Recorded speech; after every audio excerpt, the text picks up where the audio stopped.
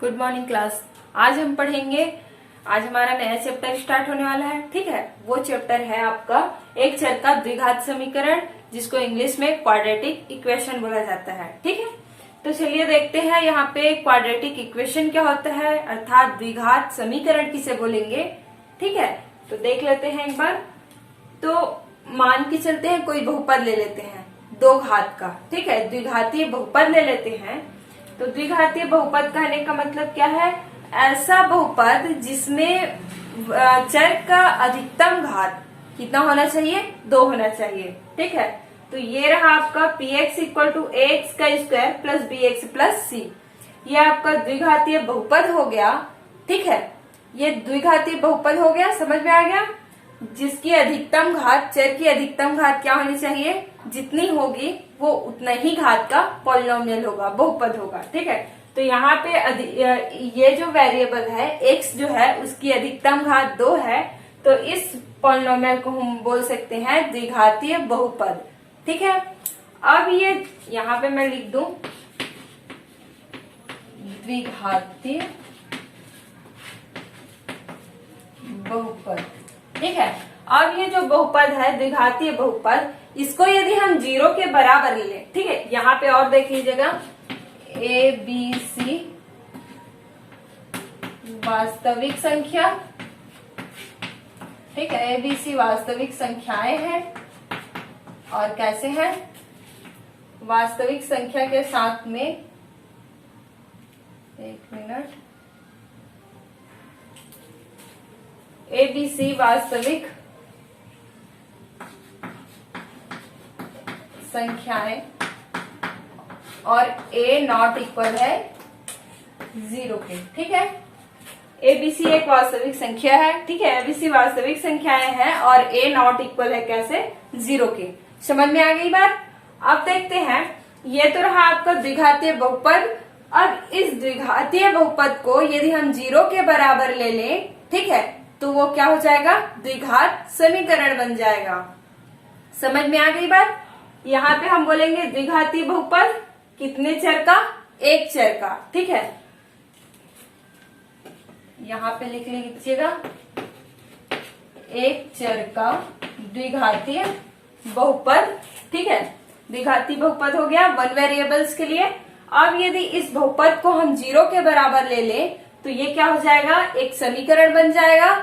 कौन सा समीकरण, एक चर का द्विघातीय समीकरण। ठीक है, क्यों बोलेंगे एक चर का द्विघातीय समीकरण, क्योंकि ये इक्वेशन जो बनेगा वो आपका उसमें वेरिएबल कितने होंगे, 1 होंगे, तो इसीलिए उसको हम बोल सकते हैं 1 वेरिएबल्स क्वाड्रेटिक इक्वेशन। ठीक है, मतलब एक चर का द्विघातीय समीकरण।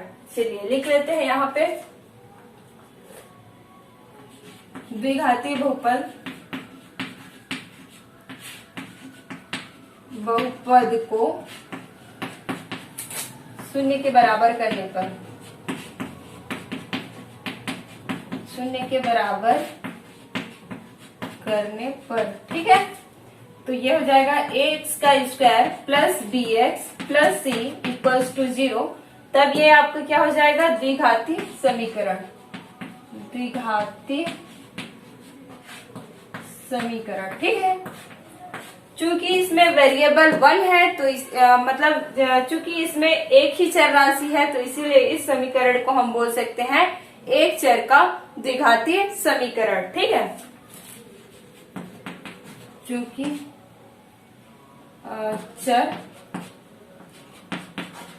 चर राशि एक है, तो हम इस समीकरण को क्या बोल सकते हैं, एक चर का द्विघातीय समीकरण।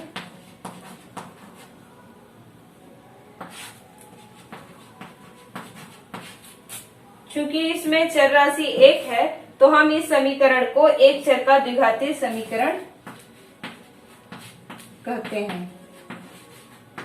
आगे की बात समझ में क्या, क्या लिए इसको समझ लीजिए एक बार। ठीक है, एक्स का कोई पॉलिनोमियल ले लिए 2 घात का, ठीक है। मतलब 2 घात का कहने का मतलब क्या है, जो वेरिएबल होंगे उनकी अधिकतम घात 2 होनी चाहिए, तो वो हो जाएगा आपका 2 घात का कोई क्या हो गया, बहुपद हो गया, ठीक है।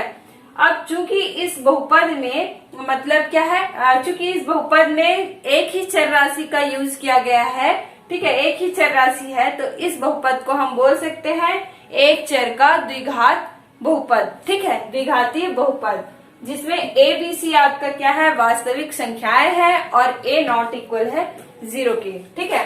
अब इस बहुपद को, इस पॉलिनोमियल को हम 0 के इक्वल ले लें, ठीक है, तो वो आपका क्या हो जाएगा, एक समीकरण बन जाएगा, ठीक है, जिसको हम बोल सकते हैं द्विघातीय समीकरण, द्विघातीय समीकरण बोल सकते हैं, है ना। अब चूंकि इसमें एक ही चर राशि का यूज किया गया है, एक ही चर राशि है, तो इस समीकरण को हम बोल सकते हैं एक चर का द्विघातीय समीकरण, ठीक है। और एक चर का द्विघातीय समीकरण, इसी को हम बोलते हैं वर्ग समीकरण का व्यापक रूप या फिर मानक रूप। आ गई बात समझ में। इसी को हम बोलेंगे, ये जो समीकरण है, यही समीकरण आपका वर्ग समीकरण भी कहलाता है, ठीक है, और वर्ग समीकरण का मानक या व्यापक रूप कहलाता है, ठीक है। यही समीकरण वर्ग समीकरण का, यही समीकरण कहने का मतलब क्या है, 1 मिनट, यही समीकरण मतलब कौन सा, द्विघातीय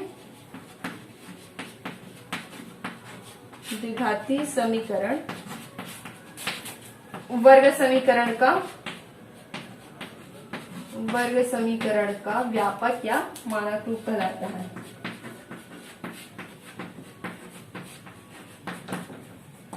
मानक रूप कहलाता है, तो इसको ध्यान दीजिएगा, ठीक है, ठीक से पढ़िएगा, आ जाएगी बात समझ में, ठीक है। द्विघातीय समीकरण किसको बोलेंगे और एक चर का द्विघात समीकरण किसको कहेंगे, ठीक है। एक चर का द्विघात समीकरण जिसमें चर राशि 1 हो, ठीक है, और अधिकतम घात कितनी हो, 2 हो, और उसको 0 के बराबर रहे, तब वो क्या होता है, आपका एक चर का द्विघात समीकरण कहलाता है। और ये वो जो समीकरण होगा वही वर्ग समीकरण का व्यापक या फिर मानक रूप कहलाता है। तो चलिए देखते हैं, इसका एक एग्जाम्पल देख लेते हैं, ठीक है। देखते हैं द्विघात समीकरण का एक एग्जाम्पल देख लेते हैं, ठीक है। तो दिया गया आपका 2 क्रमागत संख्याओं का गुणनफल 0 है, ठीक है। तो 2 क्रमागत संख्या आपको लेनी है जिनका गुणनफल क्या है, आपका 0 है, दिया गया है, ठीक है। तो चलिए देखते हैं 2 क्रमागत संख्या क्या क्या हो सकती है। मान लो पहली संख्या x है, तो दूसरी संख्या x+1।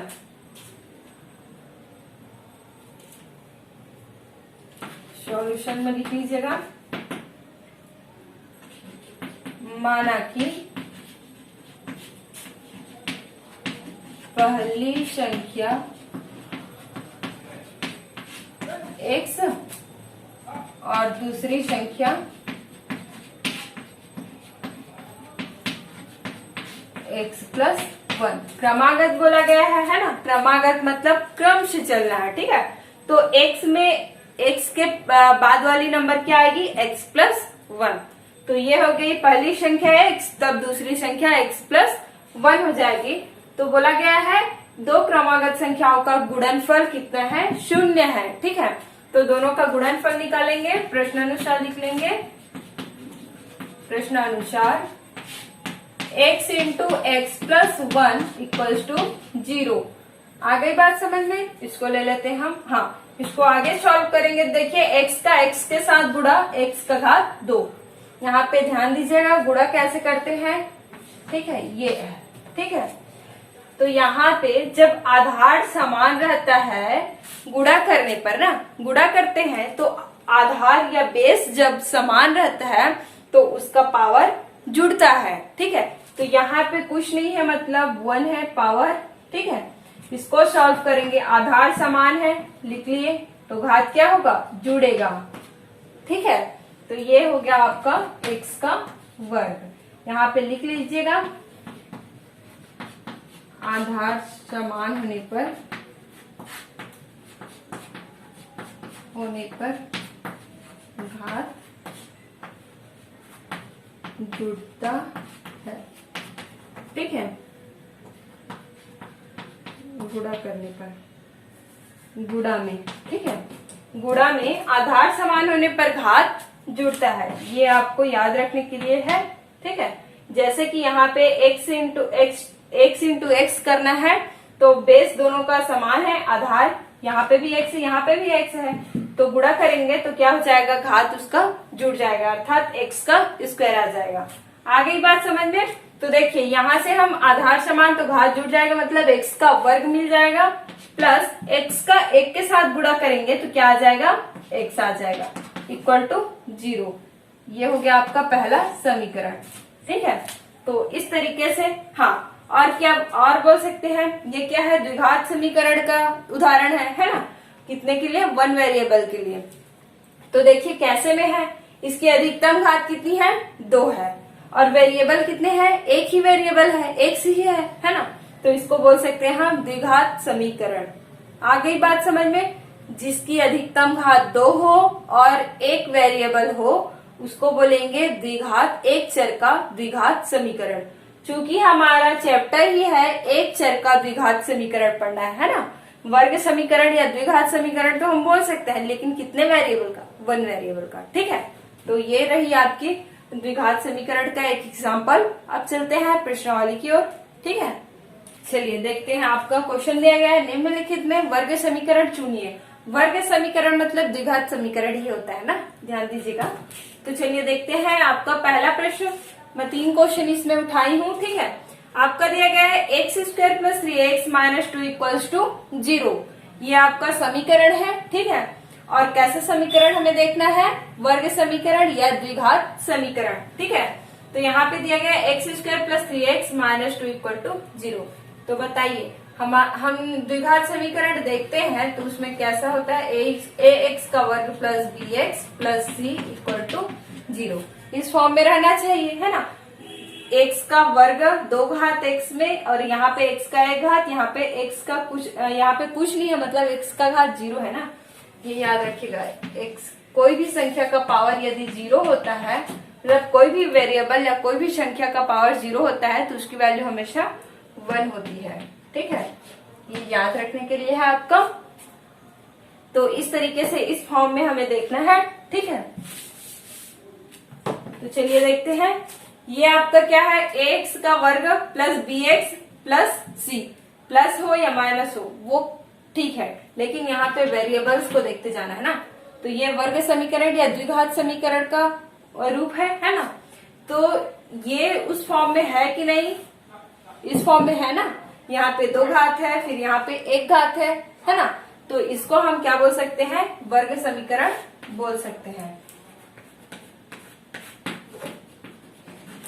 चुन के लिखना है ना आपको, आंसर में वर्ग समीकरण है। ठीक है, और इसका आंसर देखिए दूसरा का, ये इस रूप में है कि नहीं,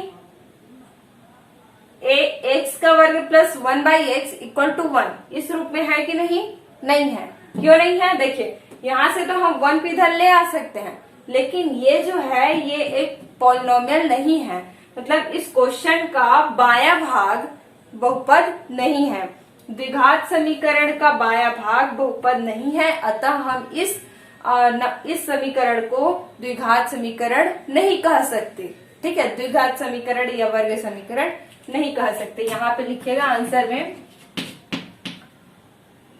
द्विघात समीकरण, द्विघात समीकरण या वर्ग समीकरण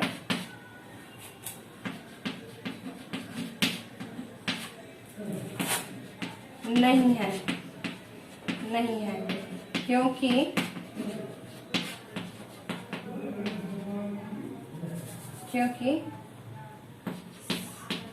समीकरण का बायां भाग बहुपद नहीं है।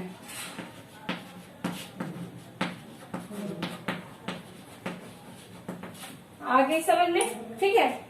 हाँ, द्विघात समीकरण या वर्ग समीकरण नहीं है क्योंकि समीकरण का बायां भाग कोई बहुपद नहीं है। ठीक है, यह द्विघात समीकरण या वर्ग समीकरण नहीं है। तो चलिए देखते हैं कहाँ पे आए थे हम। हाँ, यह द्विघात समीकरण, ठीक है, वर्ग समीकरण नहीं है। क्यों नहीं है उसको देखिए। ये जो बायां पक्ष है वह क्या नहीं है, कोई पॉलिनोमियल नहीं है, ठीक है। ये बायां पक्ष बहुपद नहीं है। बहुपद होने के लिए क्या होना था, बी ए एक्स का वर्ग, मतलब एक्स का वर्ग फिर एक्स का टर्म होना था। लेकिन यहाँ पे एक्स का टर्म नीचे में है, 1/x है, ठीक है।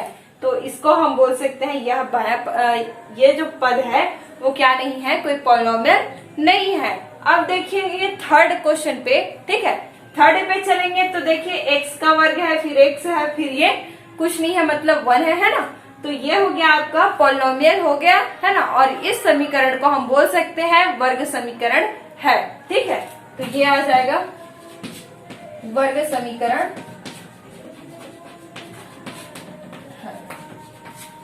आगे की बात समझ में। अब इस चैप्टर में और इस तरीके का क्वेश्चन दिया गया है, उसमें आपको वर्ग समीकरण या द्विघात समीकरण चुन के लिखना है, ठीक है। तो आप इस तरीके से आप क्या करेंगे, कंपेयर करके बनाएंगे, ठीक है। जिसका आपका बायां पक्ष क्या नहीं हो, बहुपद नहीं होगा, वह आपका वर्ग समीकरण भी नहीं होगा, ठीक है। तो आप लोग इस प्रश्नावली पहला का बना के देखिएगा। इसमें खाली आपको चुन के लिखना है, ठीक है, कि कौन सा आपका वर्ग समीकरण है और कौन सा नहीं है, ठीक है। तो आज के लिए बस इतना ही। Thank you.